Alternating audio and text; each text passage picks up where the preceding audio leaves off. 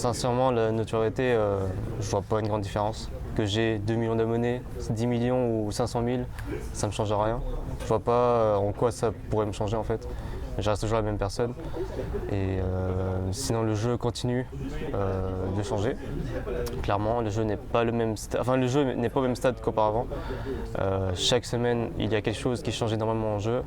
C'est embêtant, certes, mais c'est aussi à nous, les joueurs pros, de s'habituer au plus vite et de trouver la bonne méta au jeu. En soi, c'est toujours difficile parce qu'on se dit pourquoi ils font ça. Et on a du mal à s'adapter à leur choix. Du coup, on ne veut pas faire l'effort de s'habituer. Du coup, c'est ce qui nous freine un peu dans le jeu. Au début, comment dire, sur d'autres jeux, il n'y a pas vraiment ça comparé à Fortnite. Fortnite, c'est vraiment... Ils adorent ajouter des choses. On va dire qu'ils servent un peu à rien, mais c'est un peu le cas.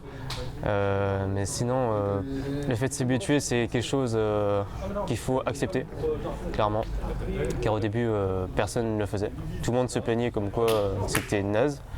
Et maintenant, j'ai l'impression que de plus en plus les joueurs commencent à accepter les méfaits des développeurs de Fortnite et commencent gentiment à accepter les mises à jour, et du coup ils cherchent un moyen de s'habituer au plus vite et tout simplement de gagner, quoi. Ah oui, effectivement. Ah oui, effectivement, Kin n'a pas de pioche. Ah oui, ça se voit, il a l'air un peu dégoûté, du coup il peut pas farmer en fait. Ah bah ouais. En fait, il peut clairement pas farmer.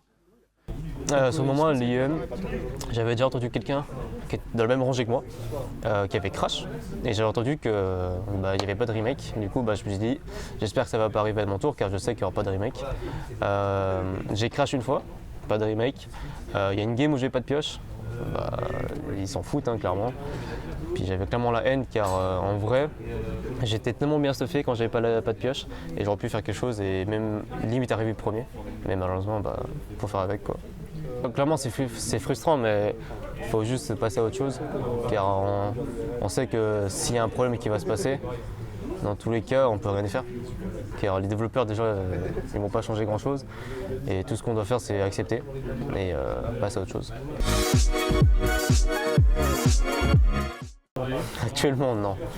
Le fait que, en fait, dès le moment où ils ont ajouté le mode sensu, ça a changé beaucoup de choses au matchmaking, donc quand tu lances de la solo, duo, squad au jeu.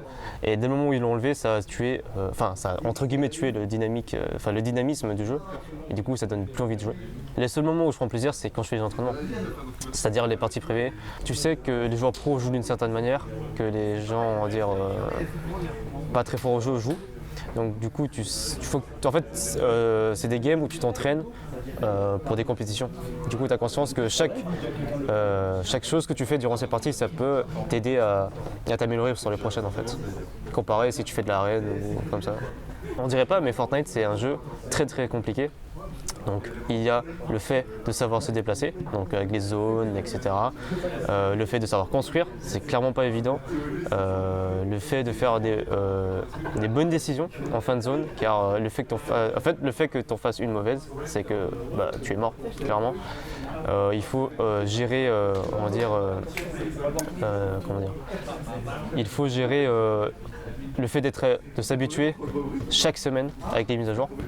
Dans un tournoi, quand il y a des joueurs qui sont triés, donc un tournoi qui sont invitation, tu as conscience des personnes contre qui tu joues, du coup tu as l'habitude.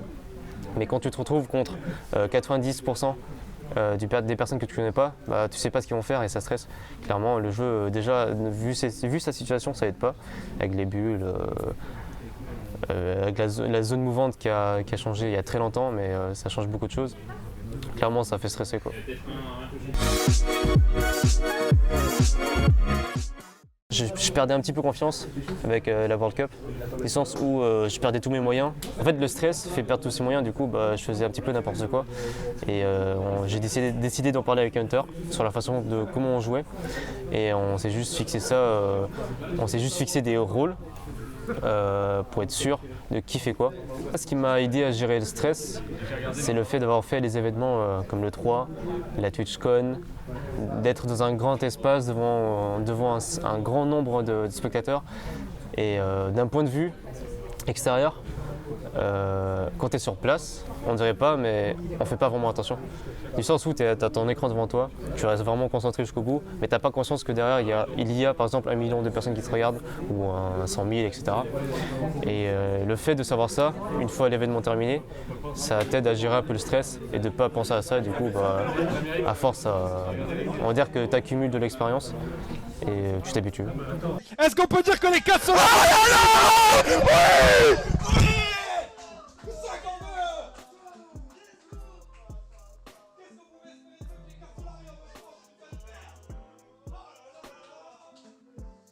Papa, je sais que tu regardes le stream.